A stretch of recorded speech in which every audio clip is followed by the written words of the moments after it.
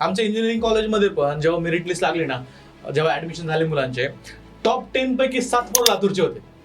पण तुम्हाला सांगतो सर, त्यानंतर जेव्हा इंजिनिअरिंगला ऍडमिशन घेतलं त्याच्यानंतर त्या 7 पैकी हार्डली 2-3 पोरं असतील की ज्यांनी चांगलं शिक्षण, चांगले मार्क्स त्या 12वी नंतर इंजिनिअरिंगला घेतले असतील. मग हे असं तफावत का दिसते बरं?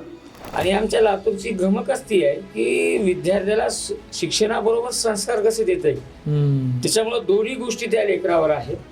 आणि त्याच्यातून ते लेकरं असं घडतं तिथं नियंत्रणामध्ये असल्यामुळं 10वी-12वीची गुणवत्तेमध्ये सतत खाण ही लातूरची आहे.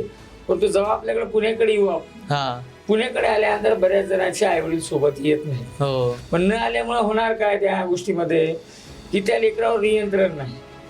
मग ज्यांचे आईवडील इथं आलेले आहेत तुमच्याकडे इथं पुण्यामध्ये शिकण्यासाठी, तुम्ही देखील अनुभव घ्या, तुम्ही पहा, बघा, लक्ष द्या की त्याच्यामध्ये तुमच्या असं लक्षात येईल की ज्याचे आईवडील सोबत आहेत ते लेकरू घडलंयच.